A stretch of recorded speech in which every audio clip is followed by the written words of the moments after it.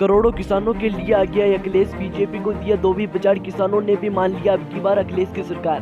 Cricket के लिए super duper hit खिलाड़ी दिल्ली से जो सांसद उसने किया बीजेपी को अलविदा। अखिलेश ने भी करोड़ों किसानों के लिए खोल दिया मोर्चा, बिन मौसम के टूट पड़े अखिलेश।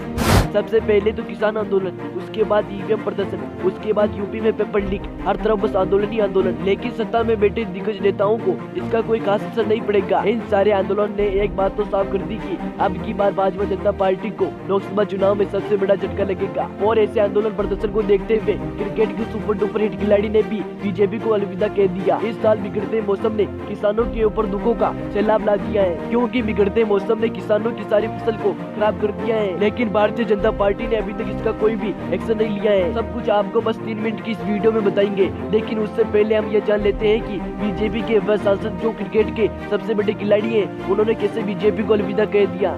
बीजेपी के खेमे में बजी खतरे की घंटी। अपने आप को समझ रहे थे बादशाह तो उल्टी पड़ गई गिनती।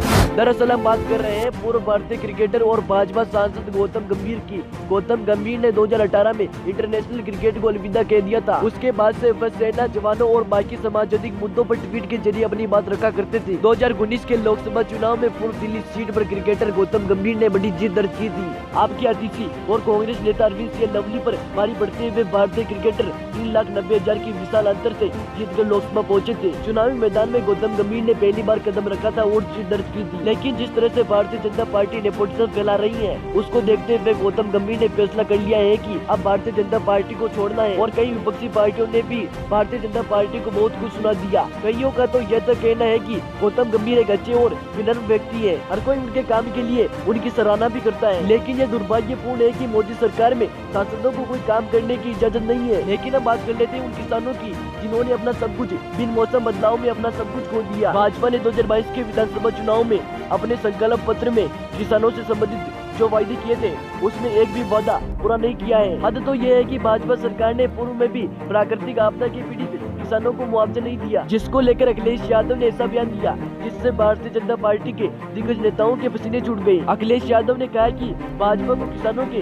सुख दुख से कोई मतलब नहीं है। भाजपा सिर्फ सत्ता पर काबिज होने के लिए षड्यंत्र और साजिश करती है। बेमौसम बरसात से प्रदेश का किसान त्राही त्राही कर रहा है, लेकिन मुख्यमंत्री और उनकी सरकार चुनावी गणित बैठाने में दिल्ली लखनऊ एक किए हुए हैं। इसको सुनकर करोड़ों किसानों ने अखिलेश यादव जिंदाबाद के नारे लगा दिए। दोस्तों, आप सभी का इस न्यूज पर क्या कहना है? कमेंट बॉक्स में अपनी राय जरूर दे। चैनल को सब्सक्राइब जरूर कर ले।